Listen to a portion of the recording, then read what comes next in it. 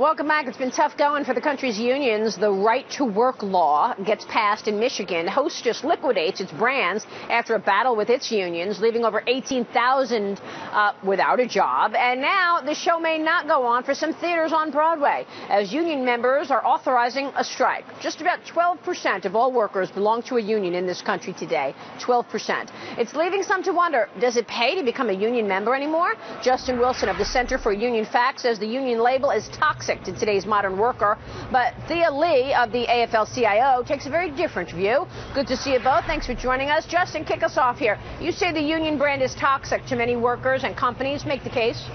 Sure. You know, it's gotten to the point where in a lot of the modern organizing schemes, unions don't even call themselves unions anymore. In the case of New York City a couple of weeks ago, they launched a campaign to try to unionize the fast food restaurants. They didn't call it, the fast food restaurant workers union. They called it Fast Food Forward. And they didn't have a union fronting it, even though it was the union that was behind the whole scheme. At this point, I think unions are finally realizing that their brand is so toxic that they actually need to start rebranding themselves because, frankly, they haven't been willing or capable to actually adjust to a 21st century economy. They're stuck in the 1950s, and they want 1950s policies to return, or return to protectionism and a whole slew of other policies that are going to hurt our economy. So at this point, I think they're sort of like becoming, well, almost extinct. Thea, what about that? You stuck in the 1950s? Absolutely not, and I think maybe Justin's in a little bit of a delusional stage here, because unions, in fact, are the key right now in this weak economy is what we need to balance the key to putting people out of work? I mean, you just guys put 18,000 people out of work. Excuse me, Justin, I didn't interrupt you.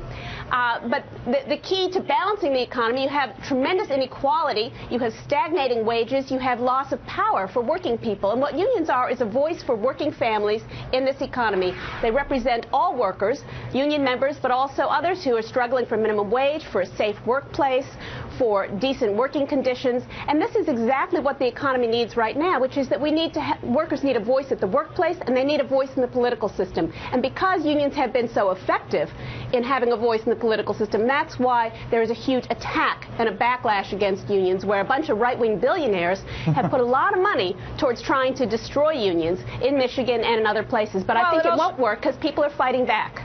It also has to do with the debt of this country, right? I mean, all the spending on entitlements and the spending on health care, isn't that part of it?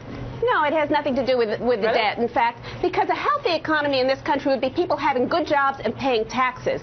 What's not healthy is if you try to starve the economy, you don't invest in infrastructure, in education, and in skills. Unions are a voice for what the future of this country looks like, which is that we need to invest in our future. We need to invest in our own infrastructure. We need to pay for decent education and for skills, for constant skills. And unions are the voice for doing that. And unions are an important counterbalance to the corporate voice in this economy and this political system. Justin, give us your research, Justin. You say less than 7% of current union members actually voted in the election that established their union. Exactly. More than 90% of current union members didn't even have a chance to vote on the union that represents them. And frankly, in the last 3 years, union organizing has been at an all-time low.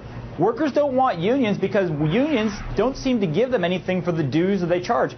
And don't be fooled. Unions are going to charge between $500 and $1,000 every year. And a lot of workers, after 3 years of a union contract, paying $1,500 or $3,000 in union dues are getting nothing in return. You know, that's the beauty of right-to-work laws. It actually holds unions accountable for the first time in decades. The union leaders actually have to try to do something to justify the money that they are siphoning off of workers' paychecks. And that's why, when Democrats talk about right-to-work laws, they have to hold their nose. Because if there was another entity that was stealing $500 or $700 out of every worker's paycheck, then those people would be ruined. I am serious. There is not a single reasonable argument. There's not a single reasonable argument against right to work.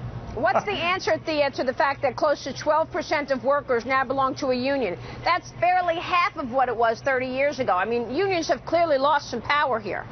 Unions have lost power because unions have been under attack by a right-wing assault. You're not the victims. Unions are not the victims. Unions are the attackers. Will you be quiet for a second? Well, not when you're going to just deceive people. It's not because workers don't want to have a union at the workplace. A lot of employers have also illegally fired workers who've tried to form a union. That is so rare. Very it is difficult so rare and very in this economy. Costly.